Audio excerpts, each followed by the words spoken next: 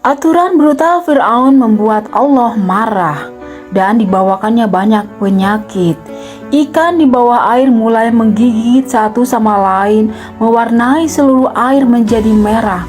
Lalu darah mengalir ke ladang, menyebabkan air tercemar. Hasil panen juga hilang karena itu. Firaun buru-buru mengirim seorang imam untuk menyucikan sungai. Tapi setelah beberapa gerakan, dia menyadari bahwa itu tidak berguna. Diperkirakan bencana akan berhenti di situ, namun tak disangka ketika malam tiba, sejuta katak tiba-tiba muncul dari air.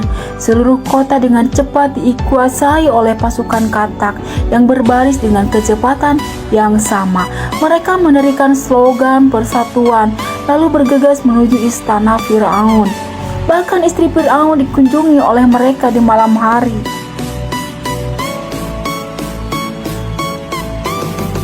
Setelah katak-katak mati, lalat yang tak terhitung jumlahnya lahir. Seluruh kota dengan cepat tersapu oleh lalat. Mereka tidak hanya mencemari air dan makanan, tetapi bahkan menyerang manusia. Lalat-lalat itu mengandung virus yang menyebabkan infeksi kulit. Tepat setelah itu tubuh mereka mulai bernanah, dan sebagai hasilnya wajah Firaun pun berubah bentuk. Seluruh Mesir jatuh dalam kekacauan dalam sekejap mata. Dan lebih aneh lagi, di atas kuda Firaun, tulisan dalam bahasa Ibrani tiba-tiba muncul. Ada tertulis bahwa bencana itu disebabkan oleh Raja Firaun. Semua bencana digunakan untuk menghukum kejahatannya, namun Firaun tidak mempercayai hal-hal itu. Dia pikir dia adalah dewa dunia ini. Alih-alih berkompromi, dia bahkan memerintahkan semua budak yang melakukan 2 kali lipat jumlah pekerjaannya dan mengurangi makanan mereka. Tapi di luar dugaan, kuda Firaun tiba-tiba mati setelah 2 hari. Pada saat ini, Firaun masih belum menyadari keseriusan masalah. Kemudian semua hewan di tempat peternakan terkena pes dan mati.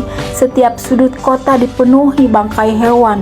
Pada malam hari, ada kilatan-kilatan petir di langit Mesir. Kemudian hujan es seukuran kepala tangan jatuh. Yang terkena es jatuh akan mati. Semua orang mulai melarikan diri. Bangunan-bangunan kecil di tanah semuanya dihancurkan berkeping-keping.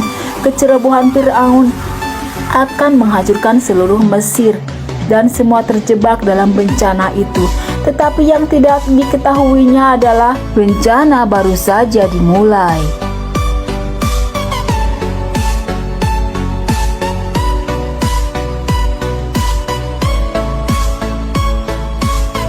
Pasukan belalang yang perkasa menyapu kota.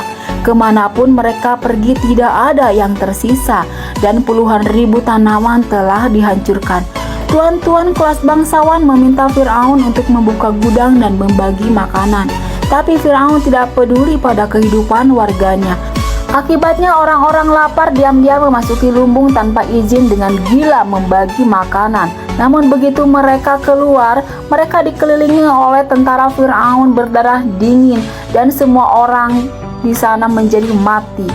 Kekejaman Firaun membuat marah Raja Yahudi. Jadi dia berubah menjadi anak laki-laki, menemukan seorang pria bernama Musa dan memerintahkannya untuk menyelamatkan orang-orang Yahudi. Tapi Musa berdoa kepada Tuhan untuk mencegah bencana karena telah banyak orang terluka. Pada saat ini Raja orang Yahudi juga marah. Dia mengatakan bahwa orang-orang Yahudi telah diperbudak selama 400 tahun dan dialami siksaan yang tak terhitung jumlahnya. Mengapa tidak ada yang bersimpati dengan mereka? Lalu dia memberitahu Musa bahwa bencana yang lebih mengerikan sedang menunggunya. Musa punya firasat bahwa sesuatu yang besar akan terjadi. Jadi dia bergegas mencari Firaun untuk bernegosiasi. Dia memberitahu Firaun yang kehilangan akal sehatnya saat itu bahwa jika orang-orang Yahudi tidak dibebaskan, akan ada bencana yang lebih besar lagi yang akan datang. Tapi Firaun tidak percaya pada hal ini. Dia mengatakan dia adalah raja dan akan mengusir Musa pergi. Musa berkata, "Lindungi anakmu." "Anakku? Apakah ini suatu ancaman?"